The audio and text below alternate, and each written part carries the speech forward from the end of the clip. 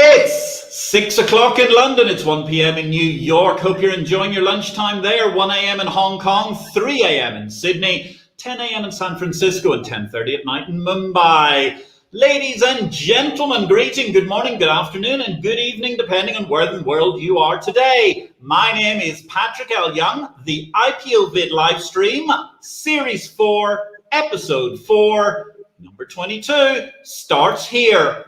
Of course, we've had that giddy bond market. My goodness, we saw 1.6% yields during the course of the last week in the American 10-year Treasury market. That seems absolutely sensational. Sooner or later, we might indeed get an outbreak of a yield curve. But let's move to France. Let's just break down possibly the news story of the week. The former president of the Republic, that's the Republic famed, of course, for its liberté, égalité, fraternité, revolutionary call to arms, has been sentenced to jail for corruption, including the rather heinous crime of judge bribing. As a result of the fact that this is the French system, he won't actually spend a day in jail because 2 years of his sentence are automatically suspended, leaving him with 1 year of house arrest with Carla Bruni. Or as the rest of us know it, Nicolas Sarkozy can look forward to a year of lockdown, albeit we spend our lockdown without Carla Bruni.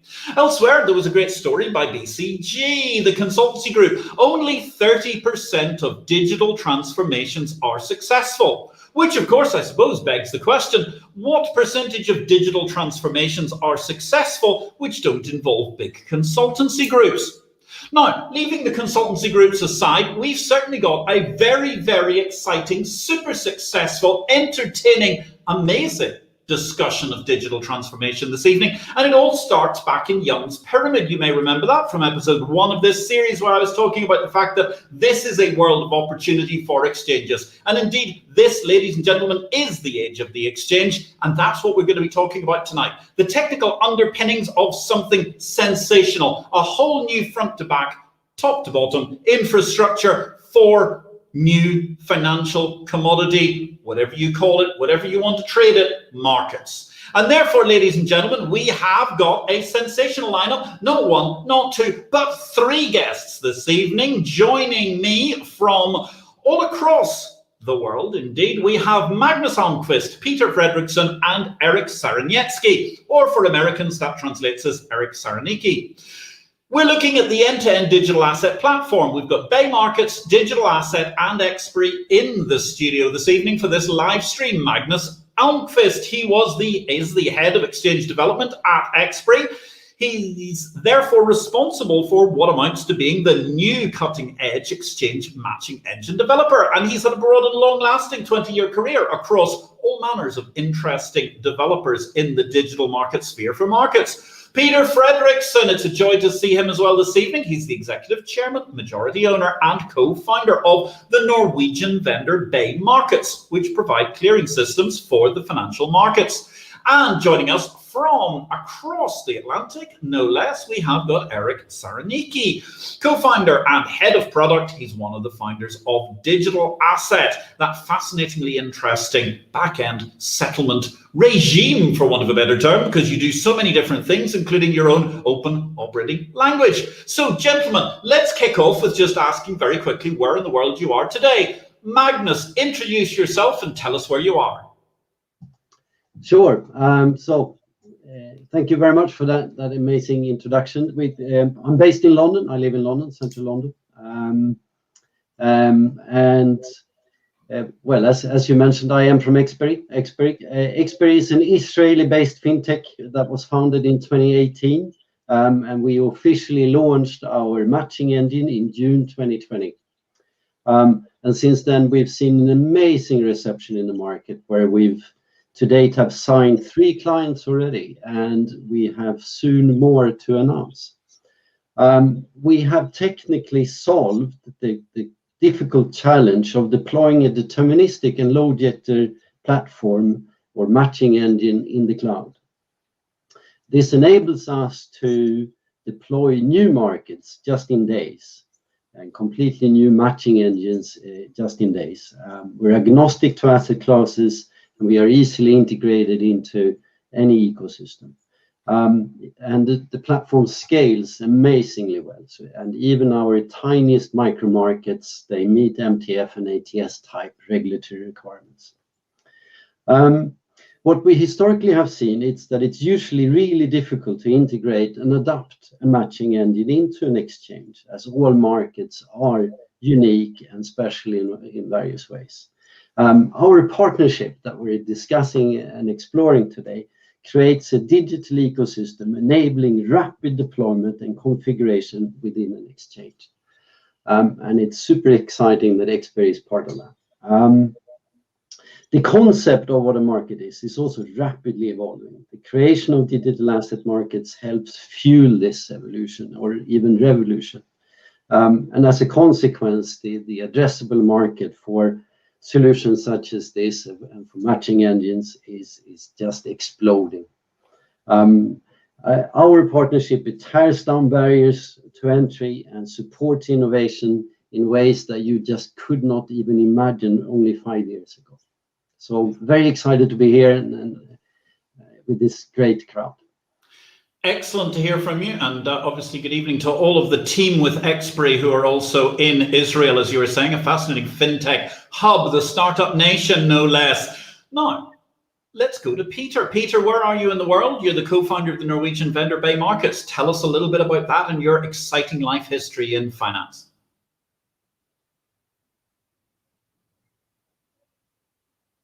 Oh, Peter, I think you might be on mute.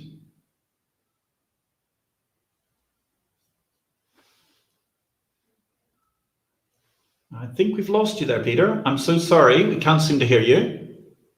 I'm not quite sure. Shall I come back to you in a second? Eric. Oh, Peter, there you are. Excellent. Sorry, I forgot to unmute. No problem. Start again, please. You were saying it was so bigger and grim. We were watching with enjoyment. Carry on. Yeah. Now, like you said, introduced Patrick. I am based in Stockholm, although the whole team is based in Oslo. So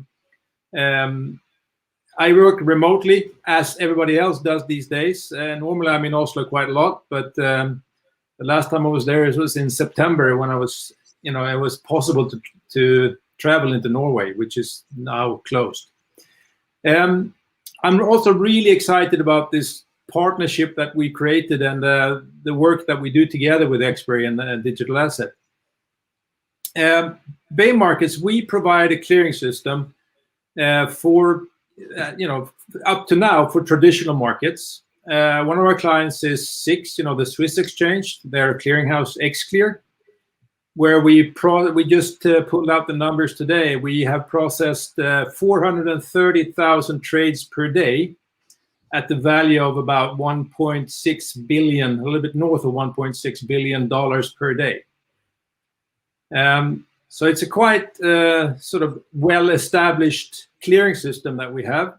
And back in the fall of 2020, we started looking into what do we need to do in the future to be ready for moving us into the digital space. And quite soon, I reached out to my old friend Magnus and got acquainted with Eric and digital asset as well. And together, we have formed an end-to-end solution for digital assets, and or an end-to-end exchange, I should say, but an exchange in a box.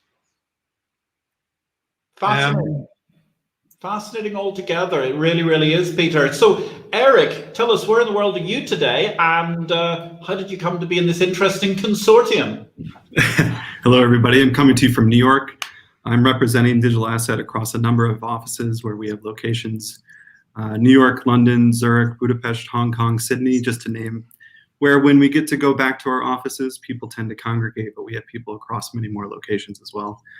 At Digital Asset, we're the creators of DAML, which is a programming platform that helps organizations solve business problems where their existing data is siloed or inconsistent and incomplete. And today, our massive networks of loosely interconnected systems are just too slow and brittle to give users the live, accurate experiences that they demand. People push a button on their phone today, they expect things to happen now.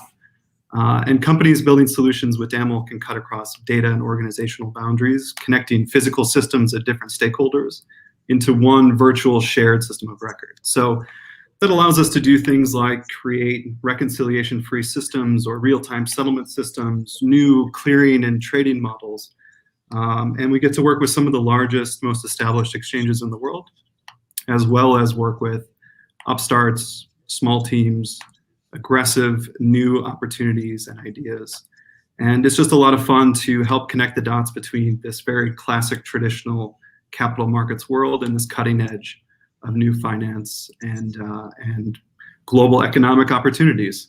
So I'm really excited to be here. I was lucky enough to meet Magnus through a mutual acquaintance who has done a good job as matchmaker. And I'm really excited to talk to you about what we've been able to put together as a trio today.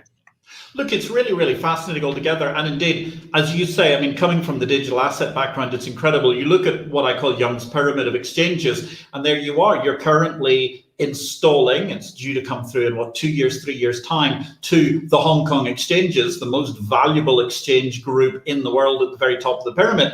But at the same time, you've got this amazing broad possibility. So what is actually, start with Eric, what do you see as being the value proposition to the buyers of your system?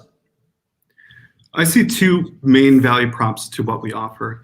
And the first is just the flexibility of the system.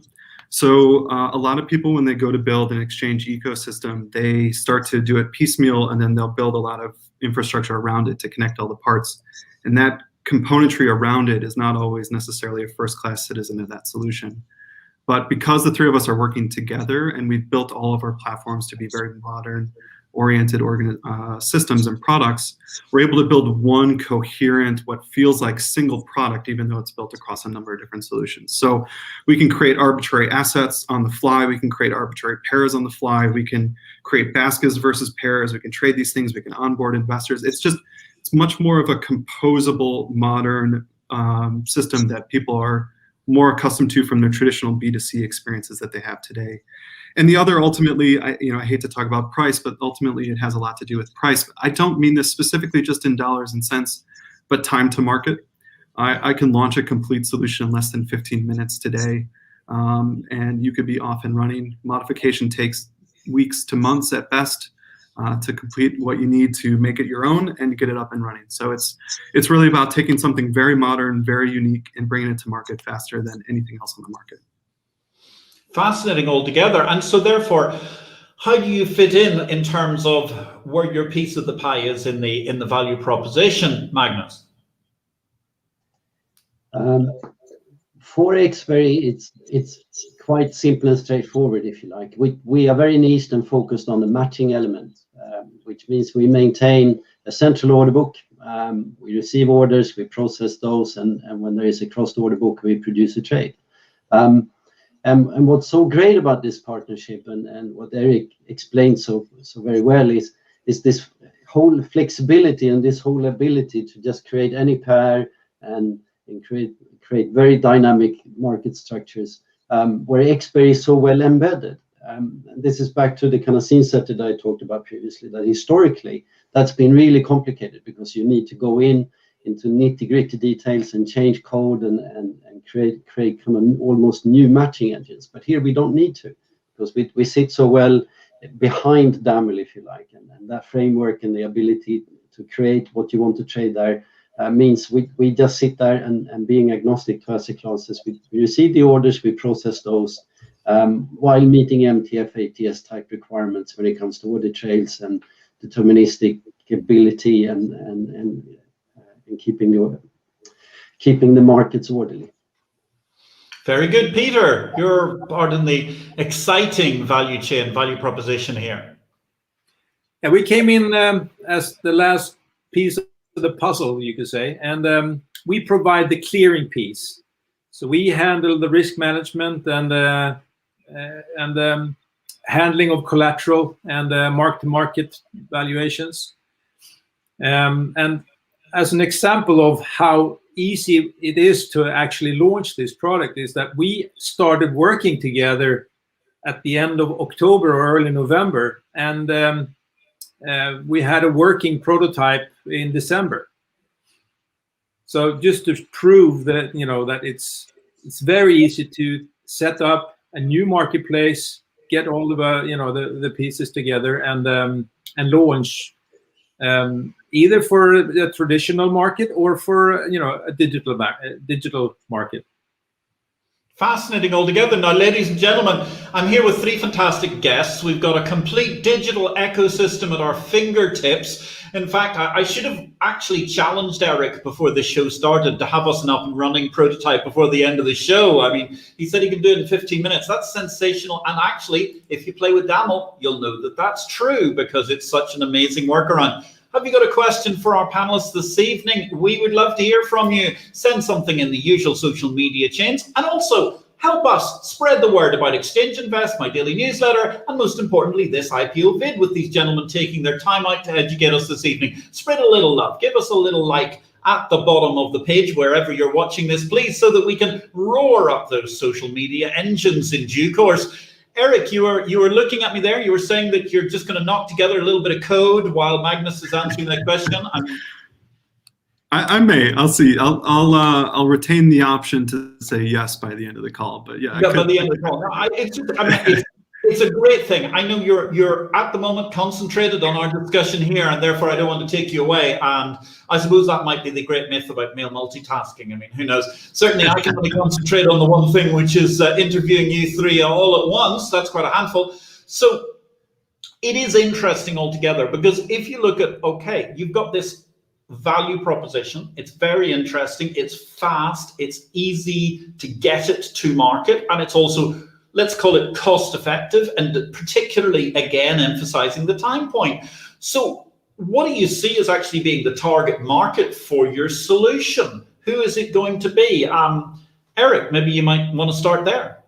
Sure. So I think that what's really important to think about is that what we've traditionally considered to be an exchange, I think, is changing dramatically. So, of course, if you want to trade a regulated security, I think that space is pretty well taken care of today. But there's a whole ecosystem of new types of applications and asset classes where price discovery just hasn't hit the market yet. And so I think when I think markets, I think price discovery. And the simplest way for me to explain this is if you go to StubHub or SeatGeek or Airbnb as a consumer, I could see that there is inventory availability and I see the price at which I could purchase it, but I don't know the historical prices. I can't place a bid. I mean, there are roundabout ways to do it, but it's not built into the experience. And there's always a company called StockX that I keep as kind of my North Star for a really good B2C market experience. They trade collectibles like sneakers and other things like that. And you can go and you can see what have Nike Air Jordans done over the past 2 years. Is size 12 more popular than size 8? And I just think that this experience, especially with the re-education of the retail investor, with the crypto markets and a lot of the activity in the equities markets, I just think that this concept of price discovery is becoming the norm, and that we'll see that proliferate into a number of things that you wouldn't have traditionally considered an exchange. So for us, when we set out to build this, we wanted to think about what would it mean for there to be thousands or tens of thousands of exchanges in the world? How are those constraints different? How are the assets different? How do these things need to operate together? What are the experiences that they're solving for? And I think that was just a really fun experience to take everything that the three of us know from traditional capital markets and think about how to apply that to more retail B2C type situations. And our solution works for both. We could launch it at a major top 10 exchange for a traditional asset class. We could help you list sneakers and create a whole new marketplace for it. And that was really our guiding principle when we sat down to build something like this. Fascinating. So let me move that on then to Magnus. How do you see the target market overall for what you're looking at? I think you're on mute, Magnus. There we go, the mute button. I really agree with everything that Eric is saying, right? And I think the creativity, the experimentation that we see right now is unprecedented. It's something that I have never seen the like of in the last 20 years. This idea, this concept of what a market actually is rapidly evolving. And so the target market is really wide. For sure, we're talking to traditional type marketplaces where They are looking to trade sort of bond-like structures, equity-like structures, and financial instruments comprising of several funds, basically, with several legs in them. But we're also seeing very, very exotic, completely new types of investment models and investment ideas popping up. And it's hard to summarize them very quickly and without sort of giving away business secrets too much. But it's investing in content producers, for example, and the various ways in which you can do that is one great example, I think. So for me, I feel really privileged. It's so much fun to sit here and talk to all of these different entrepreneurs and all these really bright ideas that are popping up. And then being supported by this enormous platform that we have, where we actually can configure these things and demo and build an ecosystem in just, in a couple of days and start showcasing and start talking about it is just amazing. Peter, what would you like to add to the addressable market? I think if we talk about not just our potential clients that we have in the group, but also their value proposition to their clients. And I think one part that we in Baymarkets bring to the table is trust. That you can trust the marketplace to handle the counterparty risk, which I think is really important. And to bring on liquidity, bring on sort of both institutional investors or larger volumes. It's essential to have the trust and to be able to calculate and handle the counterparty risk. And I would say you don't have to be a regulated clearinghouse to actually do this. You can handle the margining and the collateral and settlement and everything without being a regulated entity, even though that even brings more trust. So just looking at the potential clients that we are talking to, I think they will see a lot of value in what we bring to the table. Fantastic. And that actually brings us a first excellent question. I believe, by the way, ladies and gentlemen, we may have a slight delay on LinkedIn. So if you are listening to us, get your questions in as quickly as possible. We don't want to miss out during the course of time. Of course, we're coming to you live today, also on Facebook and YouTube. Question from Agatha Bellon, and she's actually turned things around. You've told us there's this huge addressable possibility. So what sort of markets can your software not handle, gentlemen? Is there anything? Magnus, let's start with you. That's a tricky question. What kind of markets can we not handle? Well, for a matching engine specifically, I can actually answer that. So if you have a market where it's simply a price list and it's take it or leave it, then you don't need Exberry.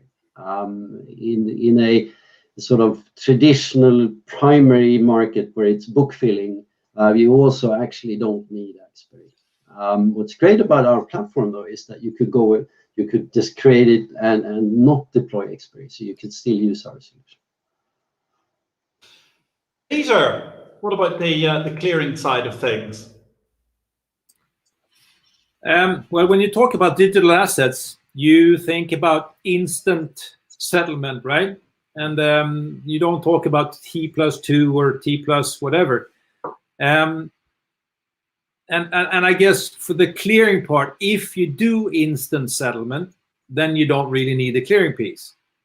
However, what we see and think is that even for cash products, you do need to handle risk, because if you start getting a lot of volume, you also need to do netting at the end of the day or during the day. So I would say that for the clearing piece, maybe not the products that can be instantly settled isn't the right thing. But I would say that any market that grows needs to have that. Excellent altogether. Eric, any limit to what you cannot possibly manage to utilize your software for? Illicit markets. Illegal activity. A perfect answer. A perfect answer. Don't do illegal things. Do not volunteer for an orange jumpsuit, ladies and gentlemen. Thank you very much for the thumbs up and the likes, bent person. That's an appropriate moment to mention the fact that you're enjoying the show. Thank you so much. Please, if you can, we're having a problem. LinkedIn do not seem to be sending us questions this evening. I'm not quite sure why. If you can, make your way over to YouTube, search for IPO-VID. You'll be able to ask your questions there, or alternatively come to us via Facebook. Just go and Google for IPO-VID there. I'm so sorry. You can watch us, I know, but we're having difficulty receiving your questions. At the same time, we got a very interesting question which has come in somehow or other on the LinkedIn feed, and that is asking, wow, the macro question, gentlemen, will digital assets take over the world? Who would like to start from that? Peter, why don't you start for us with that? Are we looking at taking over the world? Slowly, maybe, but I mean, traditional markets will always be there, and this is just a start where we will see a move. We will see a movement of. It's a bit of an echo, but there's a movement from traditional T+2 settled, markets to, I think, more instant markets where you don't need to have the long settlement cycles, and you don't need to have all the capital required and so on. Yeah, it's quite fascinating altogether. And certainly, as you say, T+2 is what, T plus 173,000 seconds or something, which is an awful lot of seconds when you add it up over the course of 2 days. So are we going to take over the world? Eric?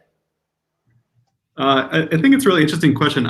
I'll rephrase it a little bit to say that sure. I think that we're seeing an interesting inflection away from more fundamental-based trading into more sentiment-based trading. And so I don't know if digital asset is the right vehicle per se, but the ability to, I don't know, round up your purchase on your favorite product on the day into an investment or some exposure to the success of that product or that brand, or being able to participate in some financial upside of some activity that you do frequently, or your favorite singer, like these types of more sentiment-based investment and participation in the markets, I think are going to push a whole new wave of types of assets. It's tough for me to call some of those things a digital asset because it's not clear to me what you own. And I think that there's a really fun discussion going on right now about stuff like these non-fungible tokens and Top Shot and all sorts of really abstract markets. I'm not sure you own an asset there. It's not entirely clear to me what you have invested in. It doesn't mean you shouldn't buy it or that you can't make money off of it. I'm not saying that one way or the other. But just that this is becoming a very abstract concept. And I see it more as part of just this general wave of financialization and access to markets and being able to put your money to work. And I would say maybe not digital assets, but definitely the passive, low velocity, highly illiquid assets are less in favor than and people are finding ways to bring those online and to find ways to access some of that stored liquidity or stored equity that they might have in some other traditional asset. So I think that we will see a tremendous change. I don't know that it's going to quote unquote take over, but I do believe that it has a legitimate place in the investment realm. Excellent, thank you very much. And therefore, Magnus, are we going to see digital assets taking over the world? I have a slightly different view on that. For me, I see it more as a kind of a normal technical evolution, if you like. So initially, share certificates were printed papers with big stamps, and you had these, and bonds had these little things that looked like a stamp you put on a letter, and that was the coupon and so on. And that moved then on to sort of electronic forms where it's stored in computer systems, actually ledgers, if you like. But and I see smart contracts and the ability to build in so much more logic and so much more sort of checkpoints into the actual financial instrument. I see that as a normal technical evolution. So for me, the answer is yes. Everything will become digital assets, but maybe not in that kind of revolutionary way that people imagine it. But in the future, when you trade a share, yes, it will be stored on a smart contract. Very interesting. So therefore, let's take that idea forward, Marcus, because it's a very interesting concept of not merely there being revolution in one sense, but also evolution. How do you therefore manage to move that marketplace forward? How do you manage to bring it more into the mainstream rather than just looking like r/something or whatever it is on Reddit? Magnus? Sure. Yeah, sure. Absolutely. Yeah. Well, I mean, this is why it's so exciting to be us three right now, because my prediction is that every single stock exchange over the next 5 years, they will run a POC looking at a platform that is well enabled into managing digital assets in some capacity. They have a choice. They can do changes and adoptance into their existing tech stack, or they can run a parallel stream with a flexible, fast deployed and sort of more cost-efficient solution like ours. Indeed, we are already seeing those kind of interests, those kind of feelers heading our way. So yeah, there will be, as always, when new technologies mature, there will be sort of a bell curve of IT-related projects. Very interesting. Peter, I mean, how do you view that in terms of managing to bring things more into the mainstream? What ways can, for example, clearing help that? I think, well, first of all, I think we're complementary to the traditional markets. And like Magnus says, we will have a gradual movement over to making it, more digital, and maybe the end game is, complete digital assets. To bring, or to your question about what clearing can bring, I think, again, clearing brings trust. And, clearing handles counterparty risk. That's what it's all about.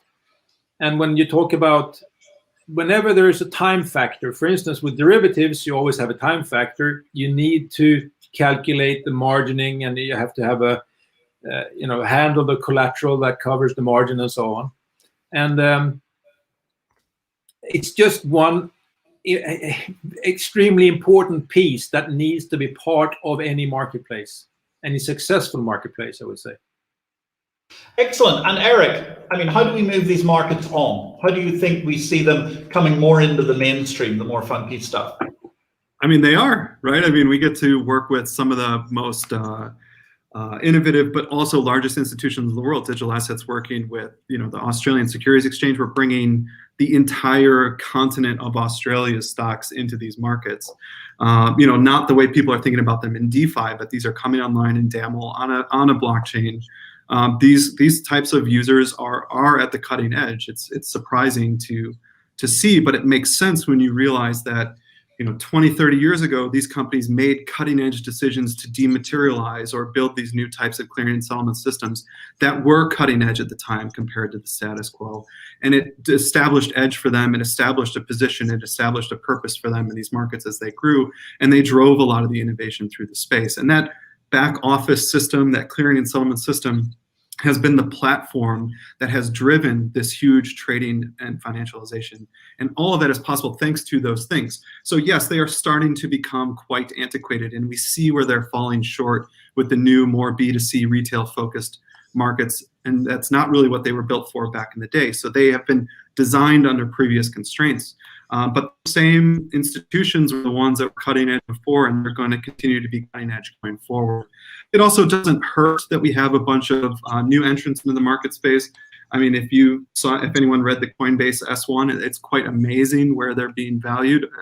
Again, not for me to say if it's appropriate or inappropriate, but they are instantly rocketed into some of the largest exchange groups in the world, and that started very much as a niche side market. So it's both, I won't say direct competition from upstarts and new markets, but definitely the threat of it, combined with a lot of these institutions remembering that they are effectively cutting edge, or at least were when they started a lot of this, and remembering that as they decide what they're going to do for the next 10, 20, 30 years.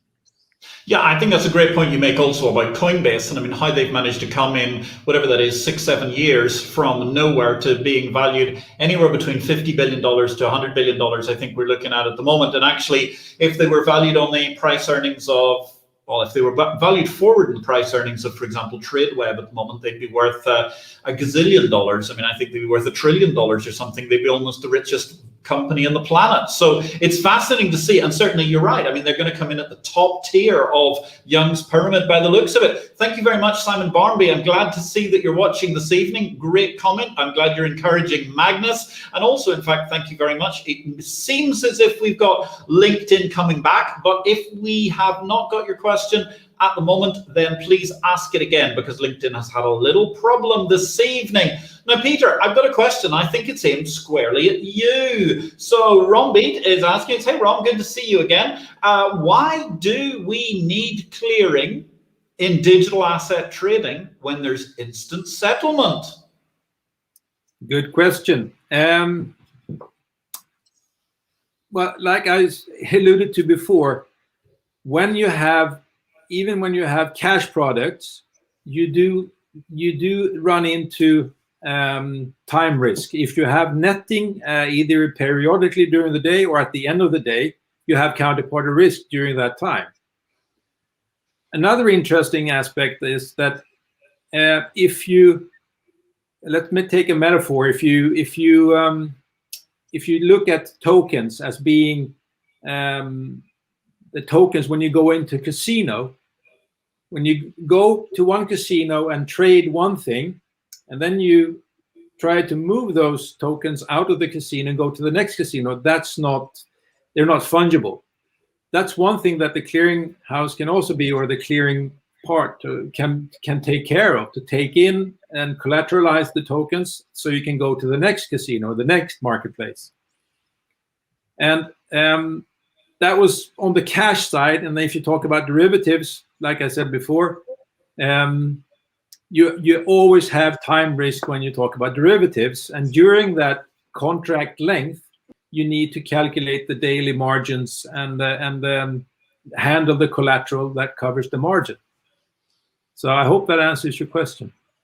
I think that's a very interesting answer altogether, because it gives us a very clear understanding of the fact, as you say, I mean, 2 days is whatever, 165,000 seconds or there or thereabouts, even if you're on a traditional clearing cycle or something along those lines. And I'm just actually being shown something. I think we have another question just coming in. So I'm just pausing for a second. If you've got a question, ladies and gentlemen, go ahead and ask us. We're looking forward to them. We've got just under 20 minutes left of this live stream this evening. My name is Patrick L. Young. Thank you for watching. And of course, if you enjoy this and you enjoy the pithy remarks in between our excellent panels, join us, Exchange Invest. It's the newsletter of the Bourse Business. We are the only dedicated service providing you with insight and pith about the world of exchanges, along with everything else. And I see, yeah, Rombeat's coming back again. Obviously, she's working her way through this fascinating line of clearing and settlement. So therefore,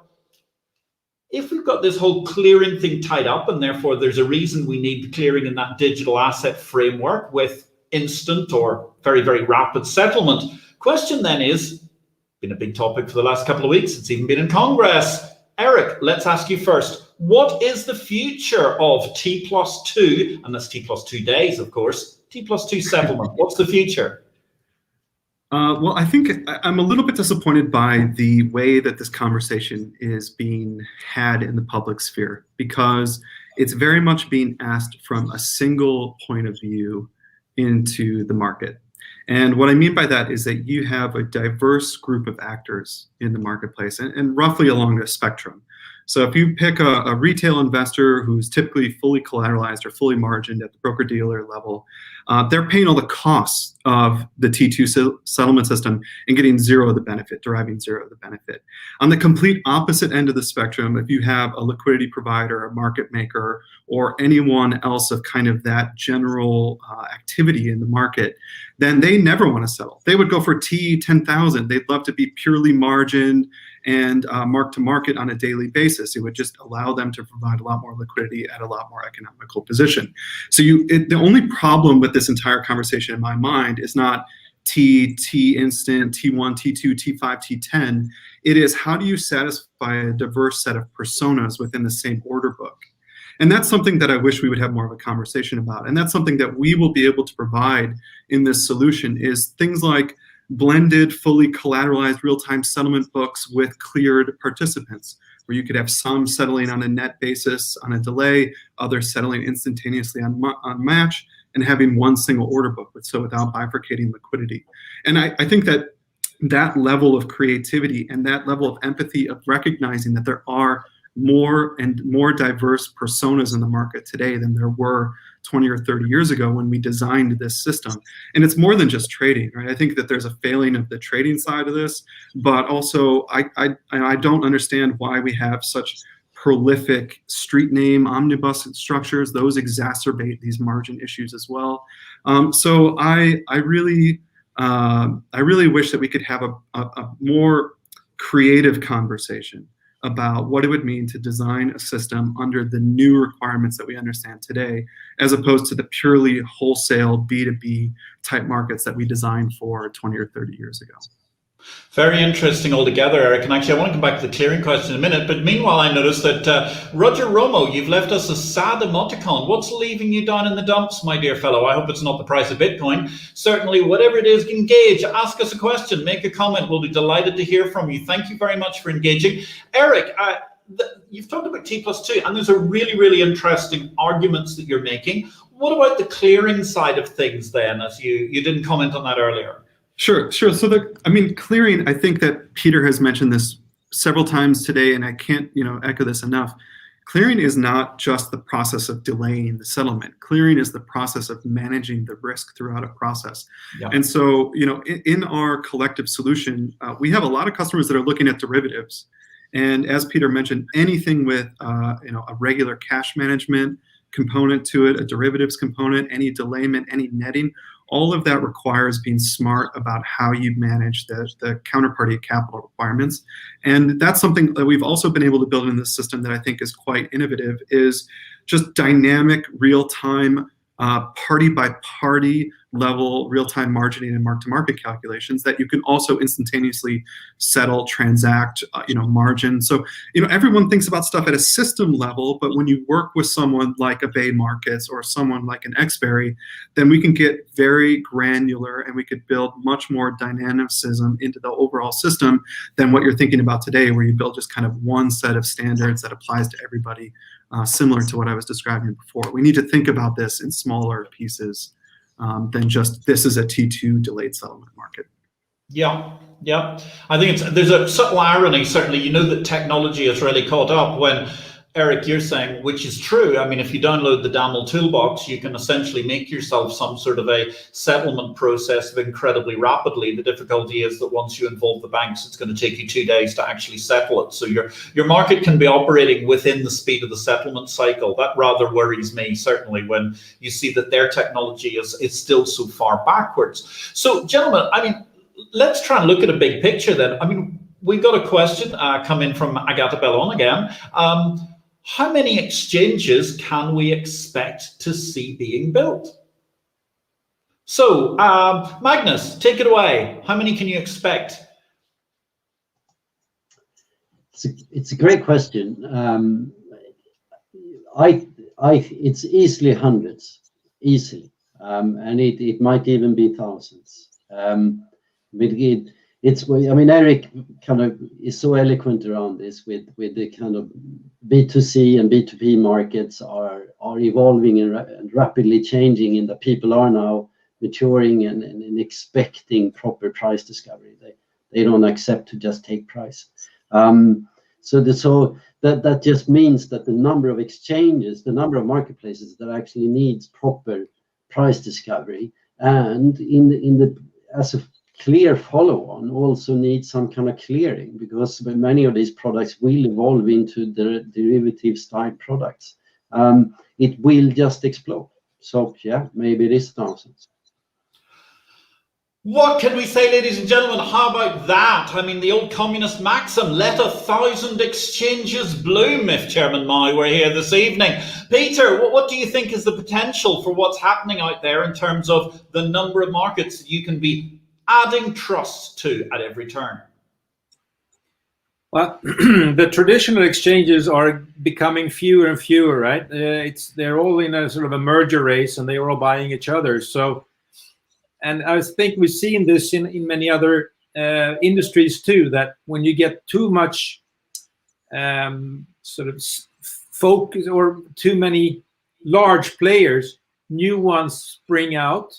And with the new technology, you can actually launch an exchange in a very short time, and with much less money than you used to. So the number is very hard to say, but I agree with Magnus. The potential is there. Quite incredible. Eric, what do you think? I mean, you've got these offices in what I think I named 8 or 10 countries while I was running out of fingers as you were going along there. I haven't yet managed to decentralize my feet into counting enough. How many markets do you think we're looking at in the world? I'd like to, first off, I would just say that I'd like to restructure, again, like what we think about a market is not, this one single venue, everyone comes together and they kind of spend their entirety of their day kind of nickel and diming prices to get into something that they want, but more just, price discovery. And I'd like to see that echo its way or work its way into just about every B2C application where there's some transaction taking place. We're also not even talking about the potential or thus far in the call, we haven't discussed things like just data. There's so much data being accrued in this world, and no one's thinking about how to transact and share with each other. How do I, purchase subsets of it, utilize it, give it back, like use it for a specific purpose? So, we always think about stuff in such grandiose traditional market ways. I'm looking at something, I invest my money, I own something, it has dividends, I call it a day, maybe I bet on it with some leverage. And instead, we should think about it more of what is the cost to use something for some period of time? What is, why can't I bid on an Uber ride? I don't understand that. Like, I have a destination I want to go to, why can't I just show a bid that says, I'd be interested in paying this much money for it? So for me, I would like to see the experience in any sort of transaction to become more market-oriented and less price-taker-oriented, like we see in a lot of the experiences. So it could be tens of thousands, if not more. Yeah, it's actually really fascinating when you look at it, because you compare the original old-fashioned origins of the exchanges, which was kind of, we can see it to this day in the souk in Istanbul, or you can see it from history where the agora worked in ancient Rome, and everything was about price negotiation, and people were trying to be as transparent as possible. Whereas, in fact, the 20th century, and certainly the post-war era, was something about as much price opacity as possible, trying to get going. And that actually brings us to an interesting question. We're going to come back to data in just a minute. We got a question from Martin Watkins. Good evening, Martin. It's lovely to see you again. A previous guest on this show, an eminence grise across the financial markets. Of course, he was the #1 eminence grise in the Exchange Invest 1000 just a couple of years ago.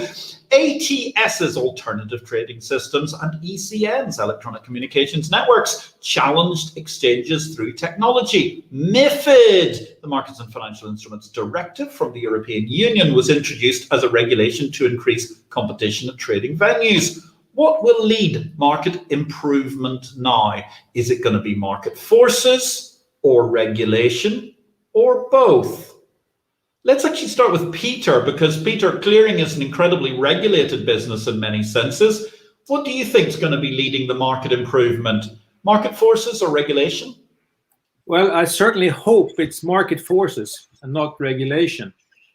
I think what we've seen with MiFID had a lot of good intentions, but didn't really turn out the way it should, at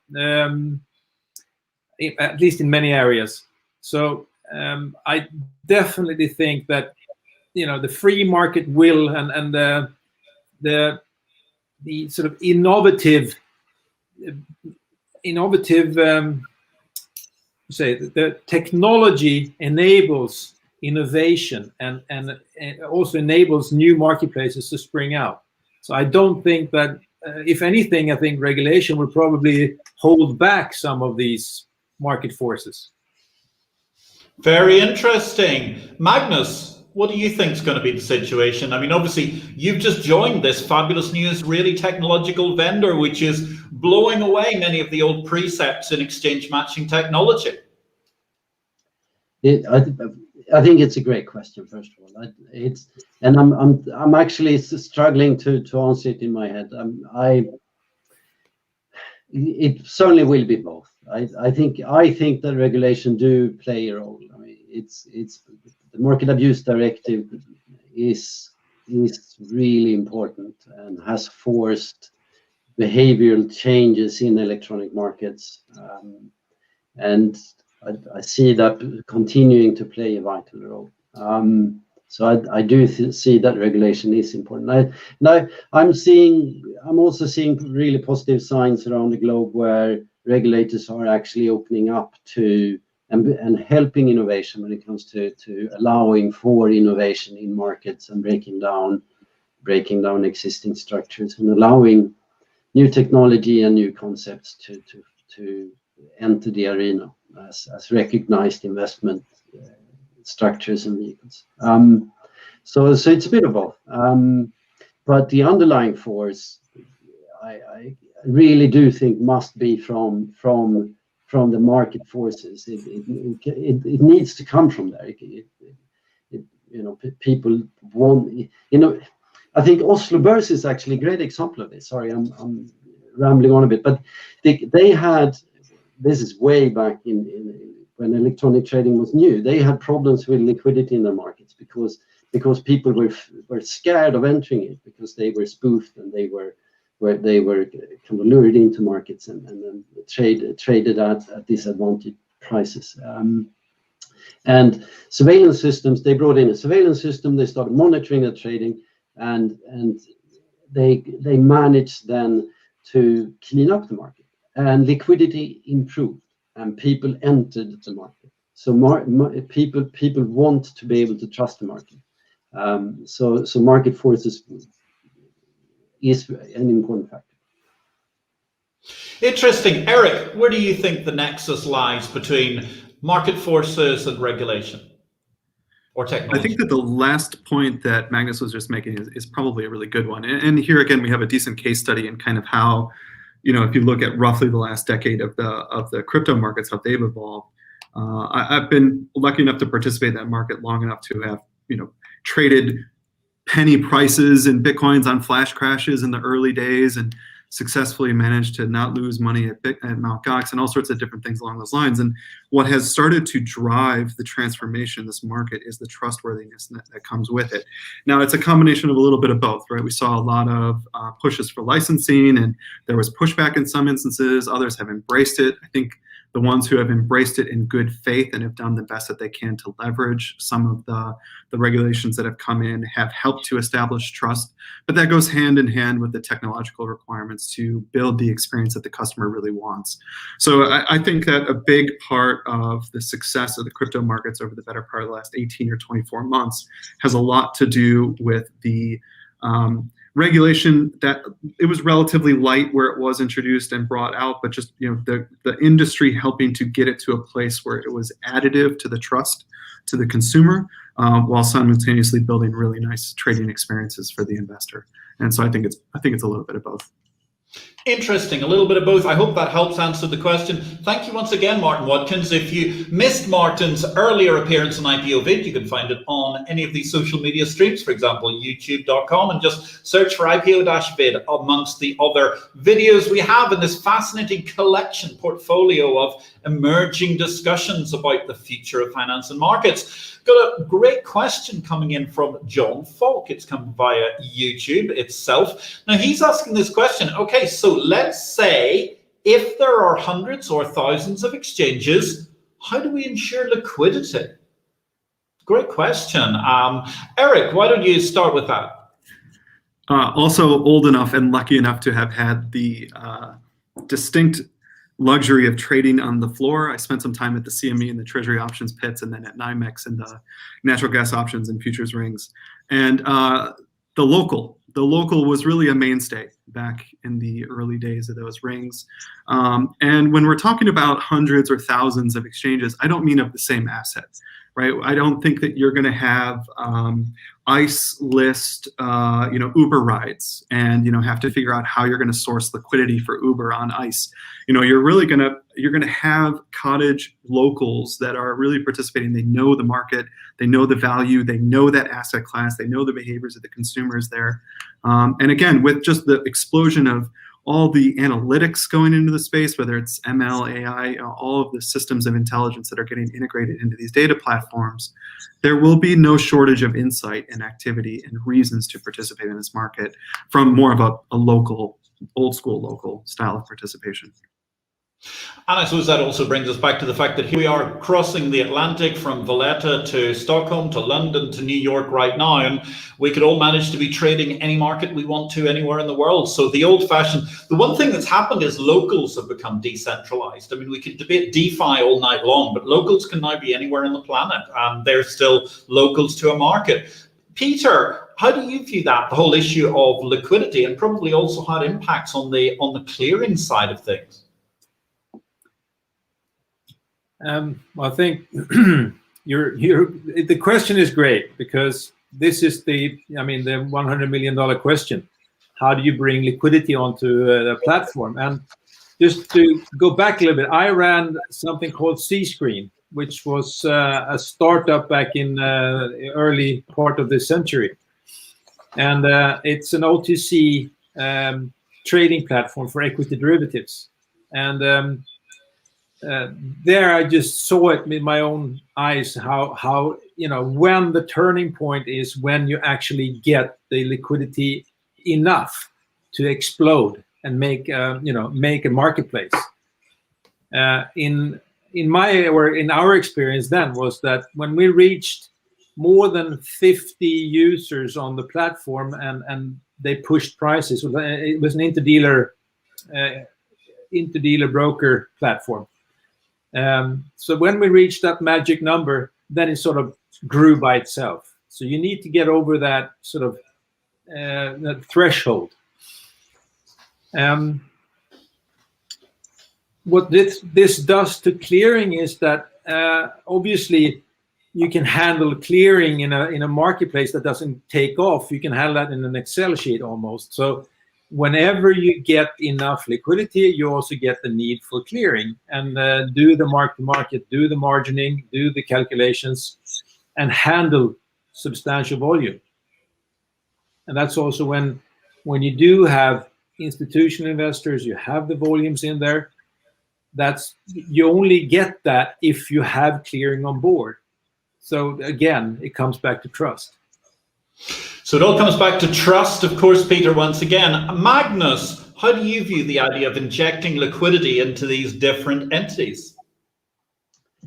I think we touched on it earlier, and the fact that global and local is now kind of the same thing, where it's about finding that audience that is passionate about what it is that you're making available for trading. And then you will find these locals who will help make markets. But as you pointed out, they can be anywhere on the globe. So your audience is so much bigger right now, and that is just growing and growing. So the kind of liquidity pool or the potential area of participants is so much bigger now. Fabulous. So therefore, gentlemen, we are close to the end of our hour. Thank you very much for that excellent question. That was really, really interesting, John Falk. I thoroughly appreciate it. Let's look forward towards the future. What do you think is, well, Magnus, I'm going to ask you particularly, what do you think is the next big thing, or do we know? This is what I find so amazing, is I don't have a clue. I don't have the faintest idea. And that is what I find so amazing. We just don't know what the next big new thing is. And from all these different prospects that I'm talking to on a daily basis, the creativity is just exploding, and it's so exciting to see what's popping up.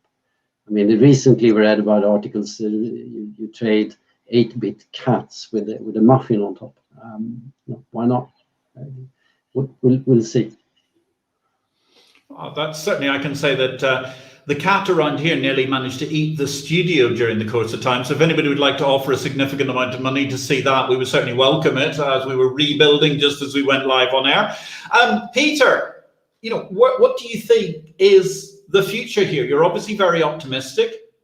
What's going to be, I don't know, the next big thing, and how does clearing help it? I think the next big thing is actually what we do today, but in a different way. I mean, there will be new asset classes, there will be new products traded. Like Eric brought up, we could probably trade Uber drives or rides, but we are already in the, financial markets are so, mature. So I think what we'll see as the next step is them moving on to, the digital environment and digitizing the products. Eric, I'm going to give you the last word this evening. Thank you very much, Peter. So what are you going to see in this incredible future that you've mentioned is so exciting? I think they're both great answers. So I'll echo them a little bit and then just expound. So I think that I'm blown away every day with the creativity of the people who speak to us and want to leverage what we've built to help them make their dream a reality.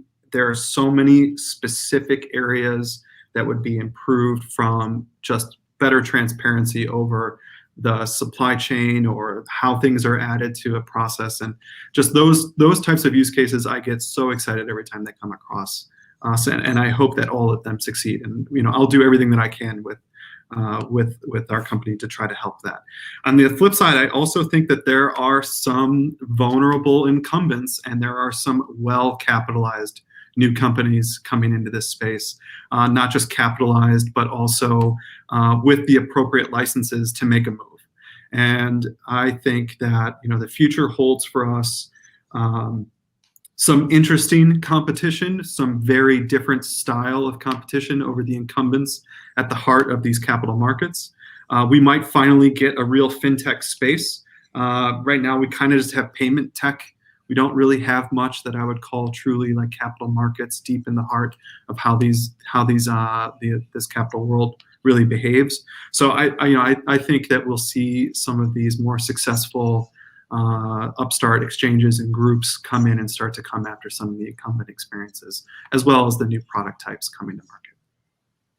Eric, as the person who wrote Capital Market Revolution in 1999, the first book of capital markets fintech 10 years before they ever used the word fintech, and as you say, given the fact that so much of what they call fintech today is really just pay tech, amen to that, absolutely. Ladies and gentlemen, we have had our guests this evening, Magnus Almqvist, Peter Fredriksson, and Eric Saraniecki, or Saraniecki, depending on which side of the Atlantic you're sitting on. In my case, with the Polish wife, I can't possibly avoid pronouncing it in my best possible attempt at bad Polish. We've been looking at the end-to-end digital asset platform. We're here with Baymarkets, Digital Asset, and Exberry, who can deliver to you something really, really interesting. We're at Kanban for exchanges, just in days delivery. My goodness, Digital Asset, they can manage to start you settling something after you've downloaded the toolkit in less time than it took you to watch this highly elucidating international live stream. How incredible. We want to look at putting our money to work, said Eric, and I agree with you completely. John Falk, I think this has been an excellent panel, and he's passing on our thanks to us all, because as we look to put our money to work, and ladies and gentlemen, if I may say so, why don't we think about putting our money to work in an exchange as well as just putting it to work on an exchange? Because as Magnus Almqvist has noted, let 1,000 exchanges bloom. This, ladies and gentlemen, is the age of the exchange, and this is the opportunity to manage to trade, to add liquidity, and indeed to have price discovery in so many new markets. And what does that show? It shows the opportunity for decentralized locals. Those of us who were once upon a time on the floor, such as Eric and myself in different parts of the world. Nowadays, we're across the world, and we're going to be hearing from a couple of ex-locals in future IPO vids. And I think that it's fascinating because, as Peter Fredriksson and Baymarkets has said, this is a complementary process. It is not a question of digital tokens eating the lunch of everything legacy, but providing what is the most important issue of all, something which we strive to deliver through a high quality of different guests on this show, and of course, an excellent corporate roster, such as presented this evening by Baymarkets, Digital Asset and Exberry. And that, ladies and gentlemen, is trust. Because without trust, we do not have markets. Without trust, we do not have capitalism. We don't have freedom, and we do not have prosperity. And that's what we've been talking about today, whether it's in your sneakers, in your cat photographs, or any other of 1,000 opportunities that there are in these markets. For just-in-days delivery, you too could be looking at a whole new realm of price discovery thanks to this incredible realm of opportunities. It's been our data-rich experience, ladies and gentlemen, but unfortunately we haven't actually managed to get towards discussing quite as much as a 15 petabyte lake of data as we had just a couple of weeks ago with BMLL technology. Nonetheless, I thank you very much, gentlemen of Baymarkets, of Exberry, of indeed Digital Asset. It's a fascinating silo. I wish you every success. On behalf of Exchange Invest and myself, we're right behind you because we are behind the exchange and the bourse business, and we want to see more markets in the world because markets mean prosperity. This, ladies and gentlemen, has been the IPO vid. Coming soon, we've always got a little bit of attractions to end the show. Next week, what could be more spectacular? The meaning of life, ladies and gentlemen. That's life with two F's. The former CEO of the London Futures Exchange. He has had an incredible career helping to shape the concepts, the ideas of Brexit. Daniel Hodson, I'm really looking forward to seeing you next week. He's going to be with us talking about the City United project, which is the project to bring forward the City of London in this digital asset tokenizing era, of course, also within the framework of Brexit as Britain opens to the world. Following in the week after that, we've got one of the probably the best known names ever to set foot on the live floor. He was there on day one. We're going to see Neil Crammond. He's going to be talking about bridging the educational gap. In other words, how you too can be a local in the front room, whether you're trading sneakers or any of another of 100,000 possible products that are going to be on the Baymarkets Digital Asset and Exberry platform coming in the near future. My name is Patrick L. Young. Thank you very much once again to our guests, Magnus Almqvist, Peter Fredriksson, Eric Saraniecki. This is the end of the longest IPO vid yet, and it's been a scorcher, I think, ladies and gentlemen. Right, let us go download our Diamo toolboxes, and to Damo we trust we will go forward and make new markets. This is the end of IPO vid. My name is Patrick L. Young. Thank you very much.